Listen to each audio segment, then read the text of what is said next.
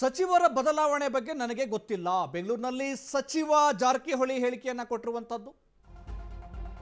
ಸಚಿವರ ಬದಲಾವಣೆ ಬಗ್ಗೆ ನನಗೆ ಮಾಹಿತಿ ಇಲ್ಲ. ಬೆಂಗಳೂರಿನಲ್ಲಿ ಸಚಿವ ಸತೀಶ್ ಜಾರಕಿಹೊಳಿ ಹೇಳಿಕೆಯನ್ನು ಕೊಟ್ಟಿದ್ದಾರೆ. ಸಚಿವರ ಬದಲಾವಣೆ ಬಗ್ಗೆ ಪೇಪರಲ್ಲಿ ನೋಡಿದ್ದೇನೆ. ಅದೇನೋ ಪರ್ಫಾರ್ಮೆನ್ಸ್ ಕಾರ್ಡ್ ಕೊಡ್ತಾರಂತೆ. ಸಚಿವರ ಬದಲಾವಣೆ ಬಗ್ಗೆ ಡಿಸಿಎಂ ಏನು ಹೇಳಿದ್ದಾರೆ ಅನ್ನೋದ್ರ ಬಗ್ಗೆ ನನಗೆ ಮಾಹಿತಿ ಇಲ್ಲ. ಸಚಿವರ ಬದಲಾವಣೆ ಬಗ್ಗೆ ನಾನಿನ್ನೂ ತಿಳ್ಕೊಂಡಿಲ್ಲ.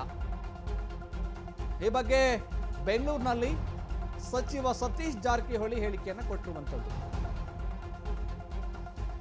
ನಾನು ಸಚಿವ ಸಂಪುಟ ಸರ್ಜರಿ ವಿಚಾರಕ್ಕೆ ಸಂಬಂಧಪಟ್ಟ ಹಾಗೆ ನನಗೆ ಹೆಚ್ಚಿನ ಡೀಟೇಲ್ಸ್ ಗೊತ್ತಿಲ್ಲ.